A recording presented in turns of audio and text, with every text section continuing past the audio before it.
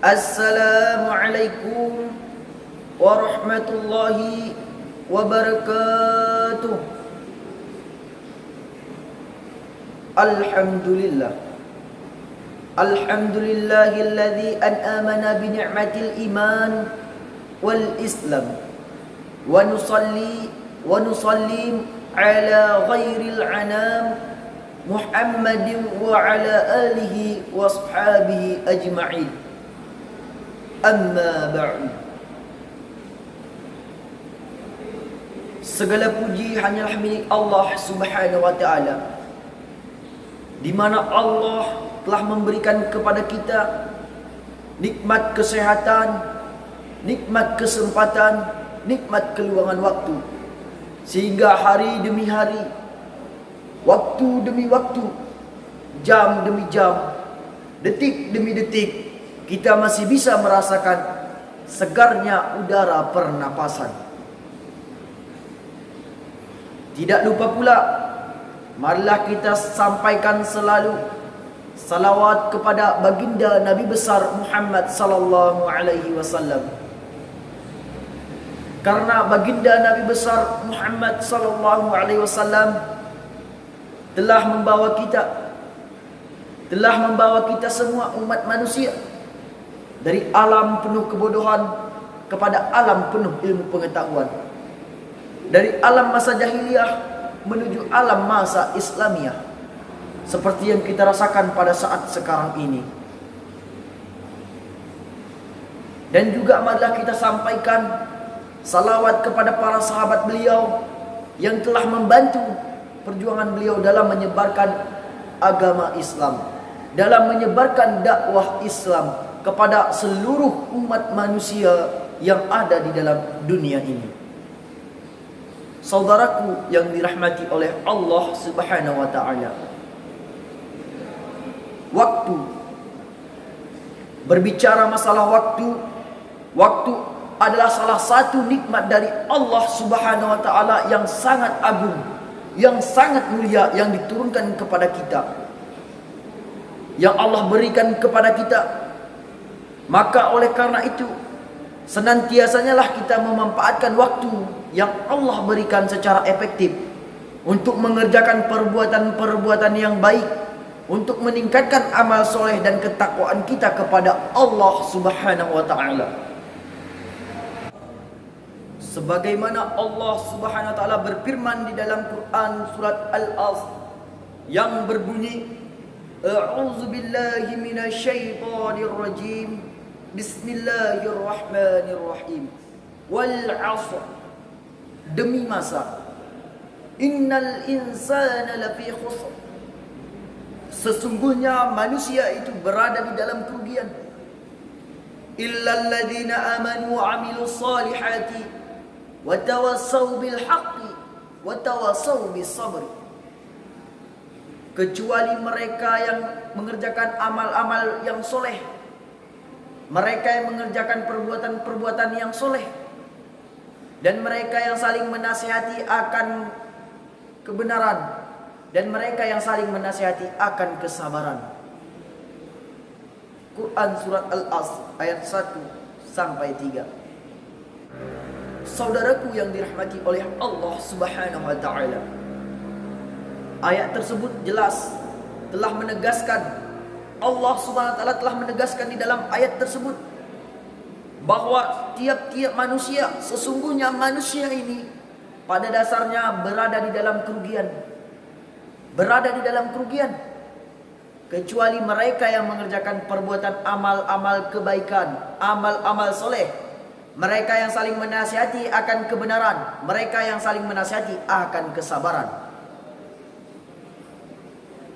Maka oleh karena itu, kita selaku manusia yang telah diberikan oleh Allah Subhanahu wa ta'ala keluangan waktu, marilah kita manfaatkan waktu yang telah Allah berikan kepada kita untuk mengerjakan amal-amal perbuatan soleh, amal-amal perbuatan yang bisa meningkatkan rasa keimanan dan ketakwaan kita kepada Allah Subhanahu wa ta'ala. Marilah kita jauhi perbuatan-perbuatan yang bisa membuat kita akan ingkar kepada nikmat Allah. Marilah kita jauhi perbuatan-perbuatan yang tidak ada manfaatnya kepada diri kita. Marilah kita jauhi perbuatan-perbuatan yang sia-sia, perbuatan-perbuatan yang lebih banyak mudaratnya daripada manfaatnya kepada kita pribadi. Kita lihat zaman sekarang ini, banyak di antara pemuda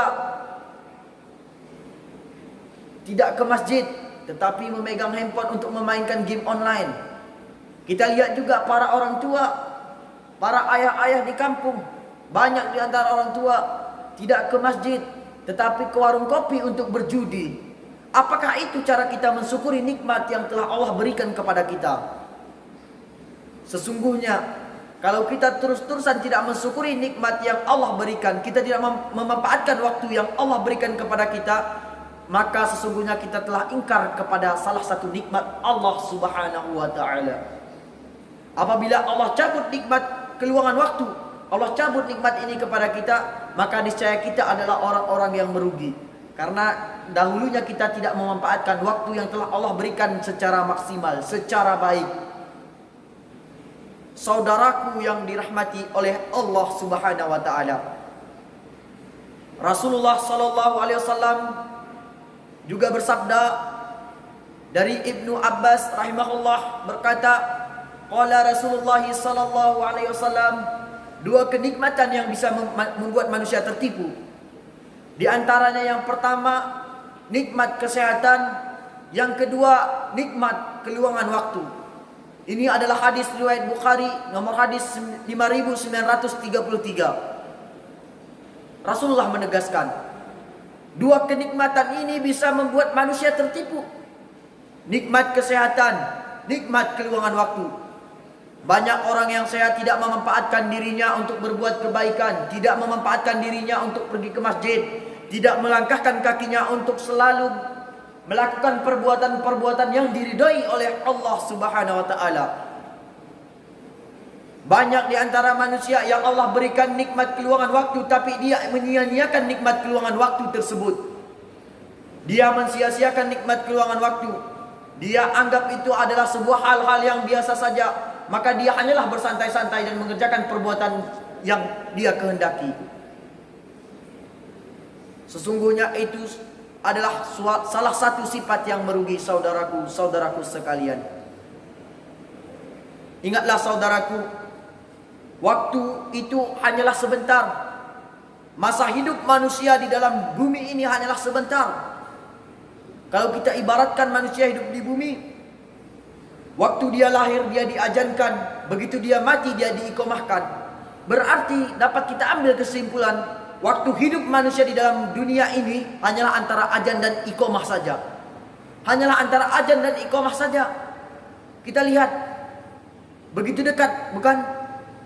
Maka lantas ini, pantaskah kita menyia-nyiakan waktu yang sangat sedikit ini, yang sangat singkat Allah berikan ini? Pantaskah kita menyia-nyiakannya untuk hal-hal yang tidak bermanfaat? Ingatlah saudaraku sekalian, waktu yang telah berlalu tidak akan pernah terulang kembali lagi.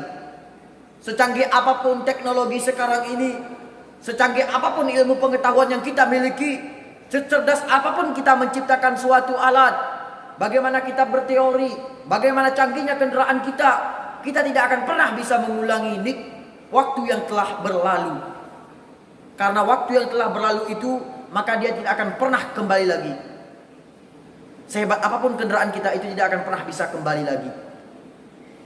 Saudaraku yang dirahmati oleh Allah Subhanahu wa ta'ala, hidup di dunia ini hanyalah sementara.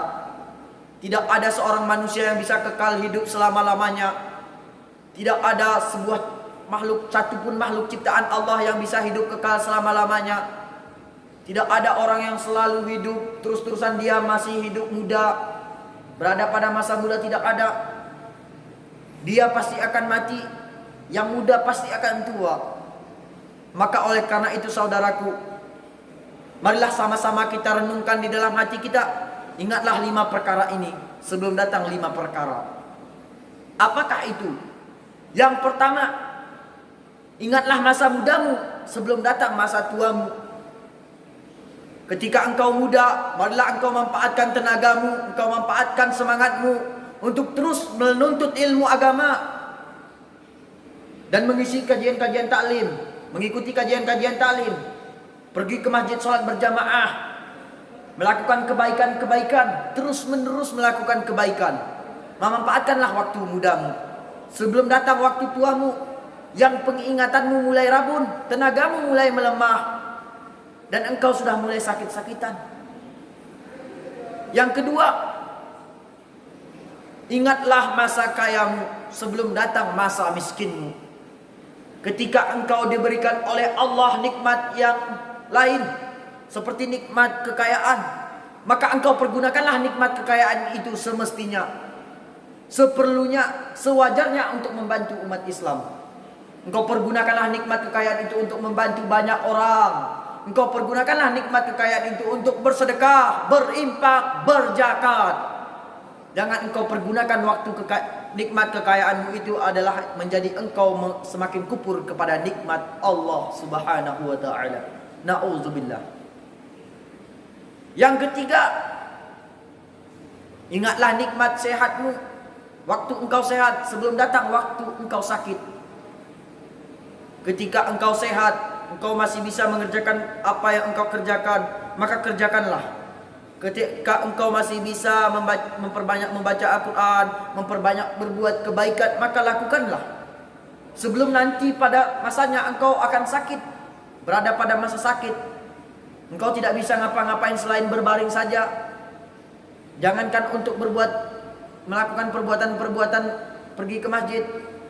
Bahkan banyak orang yang sakit, orang tua, duduk saja pun dia susah. Dia hanya bisa berbaring, tinggal menunggu kapan dia mati. Yang keempat, ingatlah masa waktu luangmu sebelum datang waktu sempitmu. Ingatlah ketika engkau masih berada pada masa waktu luang yang Allah berikan, maka engkau pergunakanlah waktu luang itu untuk mengerjakan hal-hal kebaikan. Sebelum datang nantinya waktu engkau sempit, di mana engkau mengerjakan perbuatan itu tidak bisa.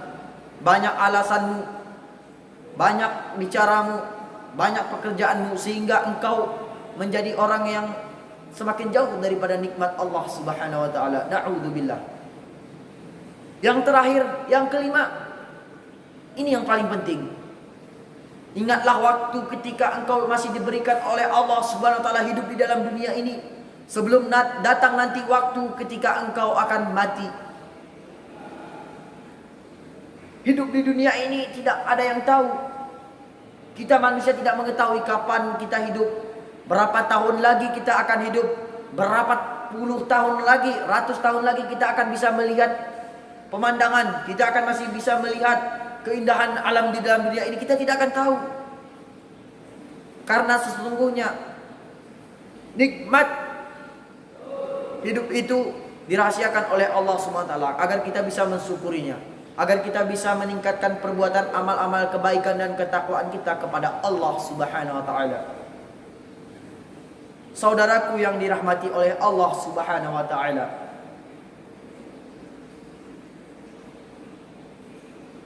sedikit pesan buat para saudara-saudara sekalian, semoga bisa bermanfaat. Luangkanlah waktumu untuk berbuat kebaikan. Jangan menunggu waktu luang untuk melakukan kebaikan. Demikian yang dapat saya sampaikan. Lebih dan kurang saya mohon maaf. Assalamualaikum warahmatullahi wabarakatuh.